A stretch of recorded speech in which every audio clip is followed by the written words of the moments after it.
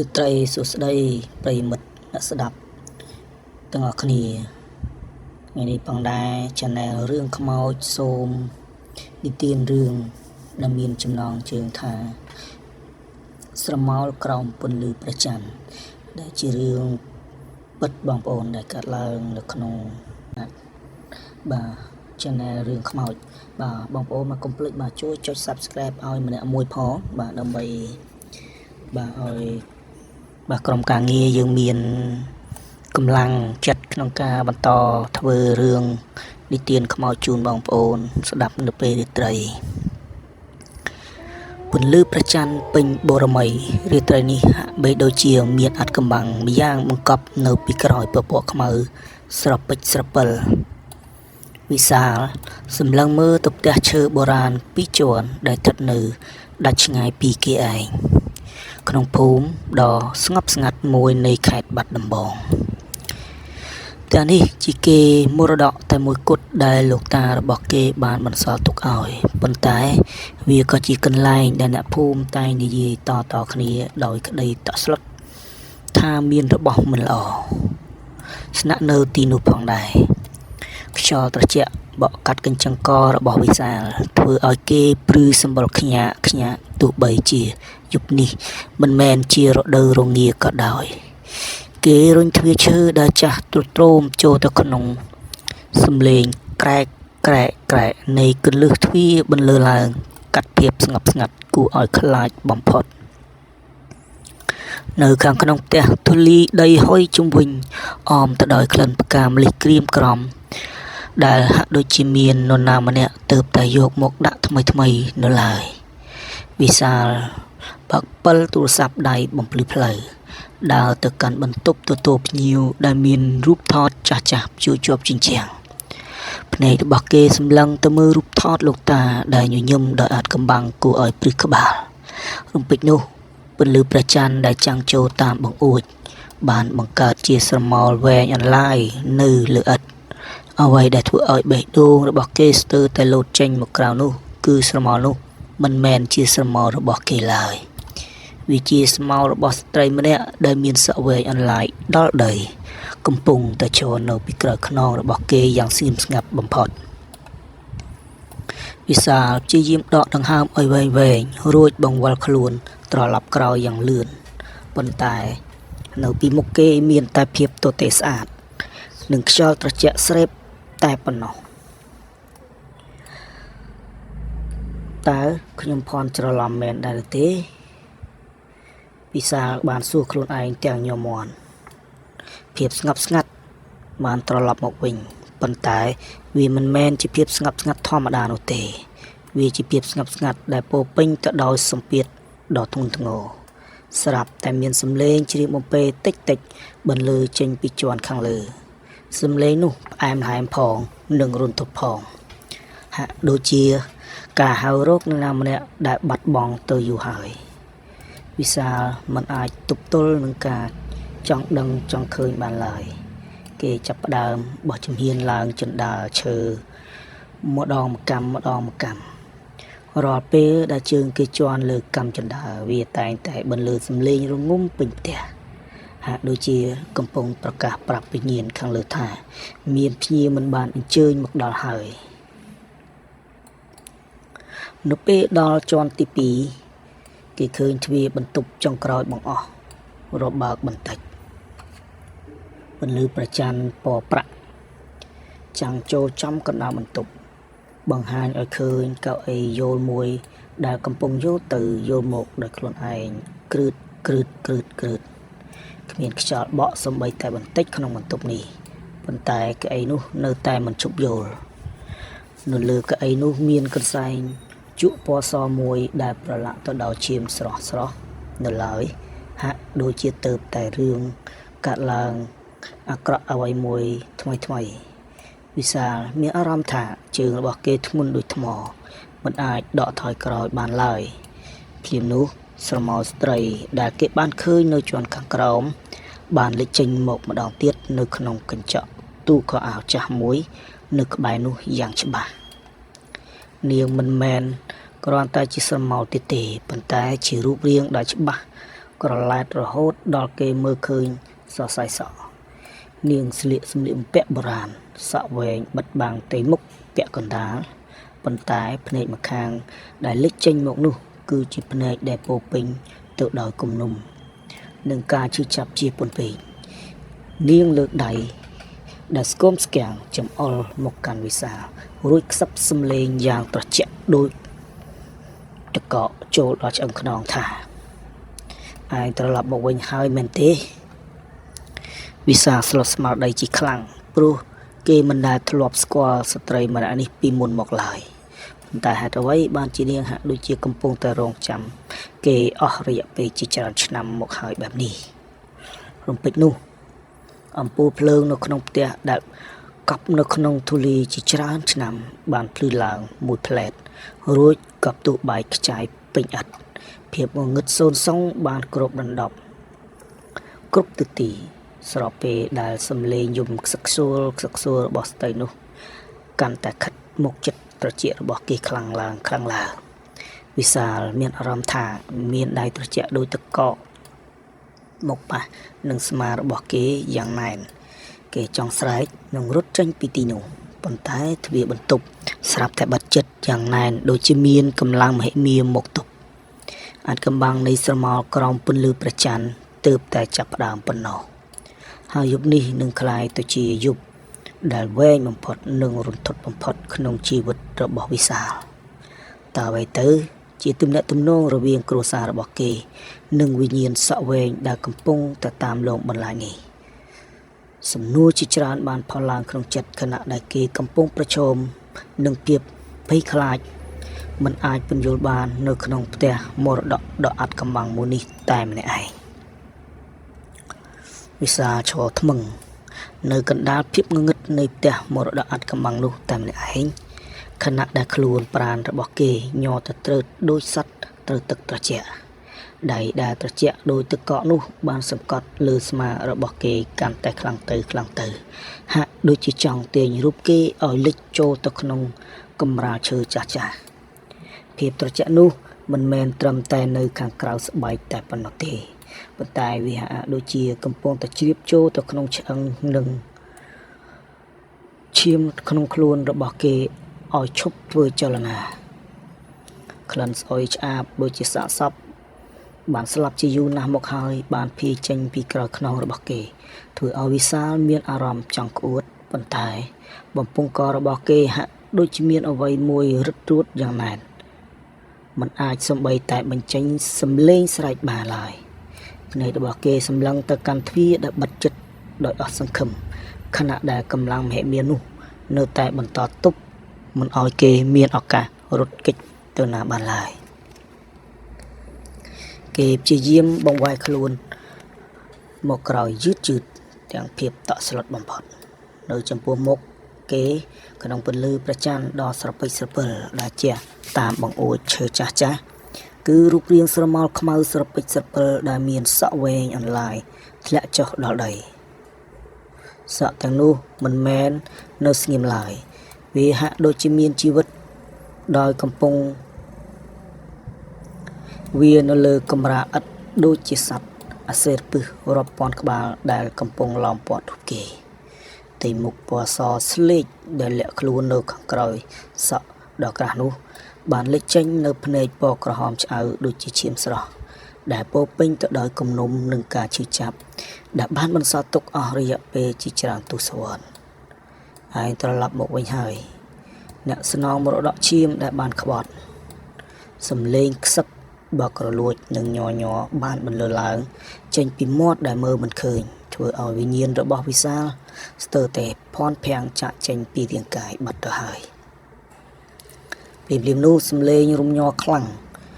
បានកាត់ឡើងពេញបន្ទប់បណ្ដាលឲ្យទូឈើបុរាណដែលដាក់ជ្រុងម្ខាងបានបើកទ្វារចេញដោយខ្លួនឯងយ៉ាងខ្លាំងក្នុងទូនោះមានប្រអប់ឈើតូចមួយដែលចាក់សោយ៉ាងជិតនិងមានធូលីដីស្រោបពីលើដោយអំណាចនៃវិញ្ញាណដែលមិនមើលមិនឃើញប្រអប់នោះបានហោះចេញពីទូរួចមកធ្លាក់នៅចំពោះមុខវិសាលយ៉ាងរងំ វិញ្ញាណសក់វែងនោះបានលូកម្រាមដៃវែងដែលសល់តែស្បែកដណ្ដប់ឆ្អឹងចង្អុលទៅកាន់ប្រអប់នោះមុននឹងរលាយបាត់ទៅក្នុងភាពងងឹតនៃកាច់ជ្រុងបន្ទប់ប៉ុន្តែអារម្មណ៍នៃការត្រូវបានគេសម្លឹងមើលទៅនៅតែមិនបាត់បង់ទៅណាឡើយវិសាលដកដង្ហើមញាប់ខណៈដែលញើសត្រជាក់បានហូរស្រោចពេញផ្ទៃមុខដៃដែលញ័រទៅត្រើតរបស់គេបានលូកទៅកាន់ប្រអប់នោះដោយភាពតានតឹងបំផុតនៅពេលដែលគេបើកប្រអប់នោះចេញ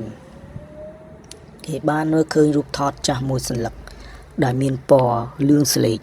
វាជារូបថតគ្រួសាររបស់លោកតាគេកាលពី50ឆ្នាំមុនក្នុងថ្ងៃសម្ពោធផ្ទះមរតកនេះប៉ុន្តែអ្វីដែលធ្វើឲ្យវិសាល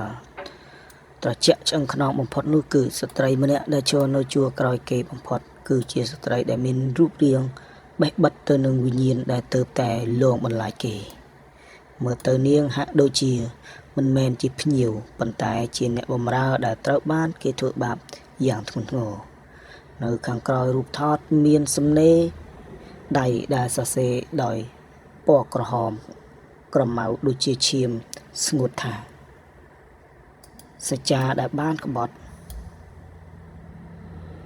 ត្រូវតែសងដោយជីវិតរបស់ឈាមជ័រជំនាន់ក្រោយការចងចាំដ៏ស្រពេចស្រពិលដែលធ្លាប់បានឮពីឪពុករបស់គេអំពីការបាត់ខ្លួនរបស់ស្រីបម្រើម្នាក់ក្នុងផ្ទះនេះក៏ចាប់ផ្ដើមផុសឡើងជាបណ្ដាក្នុងខួរក្បាលរបស់គេ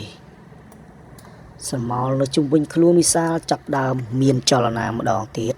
ប៉ុន្តែលើកនេះវាមិនមែនមានតែមួយទេគឺមានស្រមោលជាច្រើនដែលកំពុងវាចេញពីជញ្ជាំងនិងពីដានមករកគេដូចជាស្រមោលរោមស្ករដោះលែងខ្ញុំបើមិនដូច្នេះទេឯងនឹងត្រូវស្លាប់នៅទីនេះសំឡេងនោះបន្លឺឡើងកាន់តែខ្លាំងរហូតដល់កញ្ចក់បង្អួចបែកខ្ទេចខ្ទីជាបំណែកតូចវិសាលដឹងច្បាស់ថាគេមិនអាចរត់គេចចេញពីបំណុលកម្មដ៏ខ្មៅងងឹតរបស់ពពកបរោះបានឡើយប្រសិនបើគេមិនអាចរកឃើញវិធីបញ្ចប់ការចងគំនុំនេះស្រាប់តែពេលនោះភ្លើងទៀនដែលនៅជុំវិញបន្ទប់បានឆាបឆេះឡើងជាពណ៌ខៀវយ៉ាងចម្លែកហើយស្រមោលសក់វែងនោះបានលេចចេញមកចំពីមុខគេម្ដងទៀតដោយលូកដៃមករកបំពង់ករបស់គេយ៉ាងលឿនវិសាលដួលផ្ងាក្រោយដៃនៅតែកាន់រូបថតនោះយ៉ាងណែនខណៈដែលភាពងងឹតដល់ត្រជាក់បានចាប់ដើមលេបត្របាក់ស្មារតីរបស់គេបន្តិចម្ដងក្នុងយប់ដ៏រន្ធត់នេះភាពងងឹតដល់ត្រជាក់ដែលកំពុងតែលេបត្របាក់ស្មារតីរបស់វិសាលហាក់ដូចជាដៃគោលមួយមុតស្រួចចាក់ដោតទម្លុះស្បែកបំពង់ករបស់គេក្នុងយប់ដ៏រន្ធត់នោះគេព្យាយាមដកដង្ហើមយ៉ាងលំបាកខណៈដែលកម្លាំងមហិមារបស់ស្រមោលខ្មៅនោះកាន់តែរឹតបន្តឹងឡើងរហូតដល់គេស្ទើរតែដាច់ខ្យល់ស្លាប់ភ្នែករបស់ខ្មោចស្រីនោះបញ្ចេញពន្លឺក្រហមឆ្អៅពោពេញទៅដោយកំហឹងដែលកកកុញរាប់ទសវត្សរ៍ហាក់ដូចជាចង់ហែកសាច់របស់គេជាបំណែកវិសាលដឹងច្បាស់ថានេះគឺជាឱកាសចុងក្រោយបង្អស់ដើម្បីរស់រានមានជីវិតគេបានប្រឹងលើករូបថតដែលជ្រីវជ្រួញនៅក្នុងដៃឡើងមកយ៉ាងខ្ពស់ឲ្យចំពីមុខប្រលឹងនោះរួចស្រែកទាំងសំឡេងញាប់ញ័រចេញពីបំពង់កដែលស្ទើរតែខ្ទប់ចិត្តថាជប់សិនសូមលោកយាយមើលរូបថតនេះសិនលោកតាខ្ញុំមិនដែលបោះបង់អ្នកចោលឡើយនេះគឺជាភស្តុតាងនៃក្តីស្រឡាញ់របស់គាត់ម្រាមដៃដ៏វែងស្គមដែលកំពុងរឹតបំពង់ករបស់គេស្រាប់តែញ័រទៅត្រើតជាខ្លាំងស្រមោលដ៏គួរឲ្យខ្លាចនោះបានផ្អាកសកម្មភាពភ្លាមហើយសម្លឹងមើលរូបថតដែលវិសាលកំពុងលើកបង្ហាញទាំងភ័យខ្លាចក្នុងរូបថតចាស់ដែលចិត្តដាច់រហែកដោយសារកាលវេលានោះគឺជារូបភាពបុរសម្នាក់និងស្ត្រីម្នាក់ឈរក្បែរគ្នាដោយស្នាមញញឹមនៅក្រោមដើមឈើធំមួយវិសាលបានឃើញអក្សរតូចដែលសរសេរយ៉ាងផ្ចិតផ្ចង់នៅខាងក្រោយរូបថតដែលគេទើបតែចាប់អារម្មណ៍ឃើញច្បាស់ក្នុងពន្លឺភ្លើងទៀនពណ៌ខៀវដ៏ចម្លែកដែលកំពុងឆេះសន្ធោសន្ធើនេះវាគឺជាសារចុងក្រោយដែលលោកតាគេបានសរសេរទុកយ៉ាងអាថ៌កំបាំង ទោះបីជាយើងត្រូវប្រត់គ្នាដោយសារអតិពលនៃសង្គ្រាមនិងកាតព្វកិច្ចគ្រួសារដ៏ធ្ងន់ធ្ងរប៉ុន្តែបេះដូងរបស់ខ្ញុំនៅតែជារបស់ស្រីរតតែម្នាក់គត់ជានិច្ចខ្ញុំសង្ឃឹមថានឹងបានជួបអ្នកវិញនៅក្នុងជាតិក្រោយដើម្បីសងបំណុលស្នេហ៍ដែលខ្ញុំមិនអាចធ្វើបានក្នុងជាតិនេះសូមអភ័យទោសឲ្យបងផង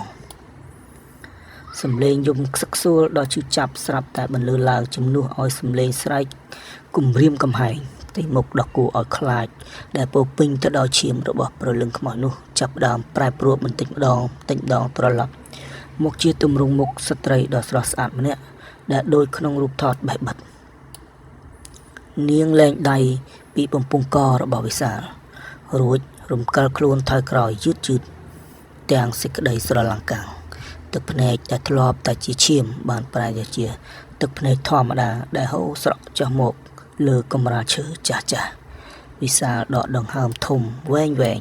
ទាំងត្រឡដើម្បីយកខ្យល់អាកាសរួចនិយាយបន្តដោយសំឡេងទន់ភ្លន់ដើម្បីលួងលោមវិញ្ញាណដែលកំពុងឈឺចាប់លោកតារស់នៅក្នុងវិបដិសារីអស់មួយជីវិតគាត់មិនដែលរៀបការជាមួយអ្នកណានោះទេរហូតដល់ថ្ងៃដែលគាត់លាចាកលោកនេះទៅគាត់បានបន្សល់ទុកផ្ទះនេះឲ្យមកខ្ញុំក្នុងបំណងចង់ឲ្យខ្ញុំត្រឡប់មកទីនេះវិញដើម្បីស្វែងរកអ្នកហើយប្រាប់ការពិតដែលគាត់បានលាក់ទុកក្នុងចិត្តជាច្រើនឆ្នាំមកនេះភ្លើងទៀនពណ៌ខៀវដែលឆេះសន្ធោសន្ធៅចាប់ដើមរលត់ទៅវិញបន្តិចម្ដងខណៈដែលពន្លឺព្រះច័ន្ទដ៏ត្រជាក់បានចាំងចូលតាមបង្អួចដែលបែកបាក់ខ្ទេចខ្ទីបាញ់ចំទៅលើវិញ្ញាណរបស់ស្ត្រីរតយ៉ាងទន់ភ្លន់នាងលូកដៃដែលលែងមានក្រចកវែងគួរឲ្យខ្លាចមកប៉ះរូបថតនោះយ៉ាងស្រាលរួចញញឹមដោយភាពស្ងប់សុខដែលនាងមិនដែលទទួលបានអស់រយៈពេលរាប់សិបឆ្នាំមកហើយស្រមោលខ្មៅងឹតនឹងភាពត្រជាក់ស្រេបដែលធ្លាប់តែគ្របដណ្ដប់ពេញផ្ទះឈើបុរាណនេះស្រាប់តែផ្ដើមរលាយបាត់ទៅក្នុងអាកាសដូចជាផ្សែងវិសាលមានអារម្មណ៍ថាសម្ពាធដ៏ធ្ងន់អស្ចារ្យដែលធ្លាប់តែសង្កត់លើទ្រូងនិងស្មារតីរបស់គេបានរលាយបាត់ទៅជាមួយភាពងងឹតទាំងនោះដែរអរគុណដែលបានជួយដោះលែងខ្ញុំសំឡេងខ្សឹបដ៏ស្រាលស្រទន់និងមានសេចក្តីស្រក់មួយបានបន្លឺឡើងតាមខ្សែខ្យល់ដែលបក់កាត់រូបរាងស្រីរតបានប្រែទៅជាពន្លឺតូចពណ៌សស្អាតរួចហោះចេញទៅតាមបង្អួចឆ្ពោះទៅកាន់ផ្ទៃមេឃដ៏ធំល្វឹងល្វើយវិសាលអង្គុយផ្អែកខ្នងនឹងជញ្ជាំងទាំងអស់កម្លាំងលហិតហៃញើសជោគខ្លួនប៉ុន្តែបេះដូងគេមានសន្តិភាពគេសម្លឹងមើលរូបថតក្នុងដៃដែលឥឡូវនេះបានប្រែទៅជាក្រដាសពណ៌សទទេស្អាតគ្មានរូបភាពអ្វីទាំងអស់ហាក់ដូចជាបំណុលកម្មនឹងការចងគំនុំរវាងដូនតារបស់គេនិងវិញ្ញាណដែលរងទុក្ខត្រូវបានជំរះអស់គ្នាសល់លើលោកនេះទៅហើយពេលព្រលឹងស្រាងចាប់ដើមមកដល់ពន្លឺព្រះអាទិត្យពណ៌មាសដំបងបានចាំងកាត់អាប់ជោគមកក្នុងបន្ទប់ដែលធ្លាប់តែជួបភ្លៀងកាលពីយប់មិញវិសាលប្រឹងគ្រាខ្លួនឯងក្រោកឈរឡើងរួចដើរទៅកាន់បង្អួចដែលគ្មានកញ្ចក់ពូមគ្រឹះដែលធ្លាប់តែងងឹតនឹងគួរឲ្យខ្លាចរអាឥឡូវនេះបែរជាមានភាពស្ងប់ស្ងាត់និងមានខ្យល់អាកាសបរិសុទ្ធបក់មកប៉ះមុខគេដឹងច្បាស់ថាចាប់ពីពេលនេះទៅគ្មានទៀតទេស្រមោលកាយសាហាវនៅក្រោមពន្លឺព្រះច័ន្ទដែលតាមលងបន្លាចអ្នកណាម្នាក់វិសាលសម្រេចចិត្តថានឹងមិនលក់ផ្ទះនេះឡើយប៉ុន្តែគេនឹងជួសជុលវាឡើងវិញឲ្យស្រស់ស្អាតដើម្បីទុកជាកន្លែងរំលឹកដល់សេចក្តីស្នេហ៍ដ៏ស្មោះស្ម័គ្រនិងមេរៀនដែលគេបានរៀនអំពីការអត់ឱននិងការដោះលែងនៅការចងអាឃាតគេដើរចេញពីបន្ទប់នោះដោយស្នាមញញឹមខណៈដែលសត្វបក្សីចាប់ដើមយំឆ្លើយឆ្លងគ្នាលើមែកឈើស្វាគមន៍ការឈឺចាប់នៃជីវិតថ្មីដែលគ្មានវិញ្ញាណពីអតីតកាលតាមលងបន្លាចទៀតហើយសន្តិភាពពិតប្រាកដបានវិលត្រឡប់មកកាន់គ្រួសារនិងបេះដូងរបស់គេវិញហើយសូមអរគុណសម្រាប់ការតាមដានស្ដាប់ទាំងអស់គ្នាជាមួយនឹង Channel រឿងខ្មោចបងប្អូនបាទកុំភ្លេចបាទជួយចុច Subscribe ម្នាក់មួយបាទដើម្បីទទួលបាននៅវីដេអូថ្មីបន្តទៀតបាទអរគុណជម្រាបលា